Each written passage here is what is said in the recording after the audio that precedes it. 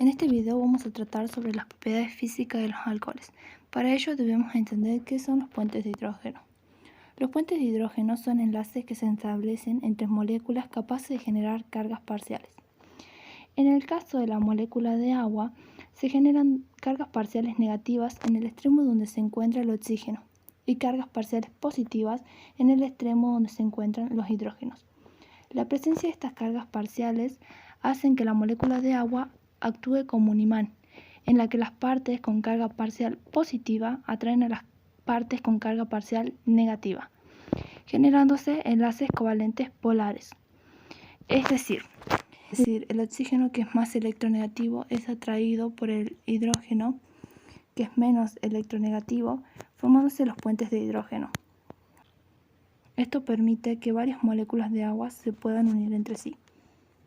Pero, ¿qué ocurre cuando intervienen los puentes de hidrógeno en los alcoholes? Debemos recordar que los alcoholes son moléculas similares a las moléculas del agua. Tienen el grupo funcional hidroxilo unido covalentemente a un átomo de carbono.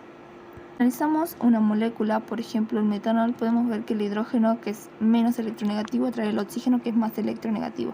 El grupo OH es el que le confiere polaridad a la cadena carbonada, permitiendo que los compuestos de cadenas de carbonos menores, con un menor número de cadenas de carbono, sean más solubles y tengan un punto de ebullición considerable. Si queremos unir varias moléculas de alcoholes, por ejemplo varias moléculas de metanol, podemos ver que las mismas se unen a través de los puentes de hidrógeno. Pero, ¿qué sucede cuando la cadena carbonada es más larga? Por ejemplo, aquí tenemos un 2-pentanol en el cual podemos ver que la cadena principal está compuesta por 5 carbonos, entre las cuales se unen a través de las fuerzas del London. Asimismo, en el carbono 2 está unido al grupo funcional a través de los puentes de hidrógeno. La comparación entre ambas fuerzas es que los puentes de hidrógeno son mucho más fuertes que las fuerzas de London.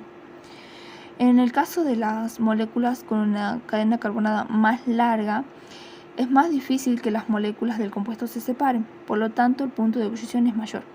A su vez, la solubilidad es menor, porque el grupo funcional es el único que le confiere polaridad a la molécula. Al tener tantos carbonos, esta polaridad no es suficiente para que la molécula se disuelva en el agua. Entonces, podemos concluir que a mayor cantidad de carbonos, mayor punto de ebullición. Y a su vez, a mayor cantidad de carbonos, menor solubilidad.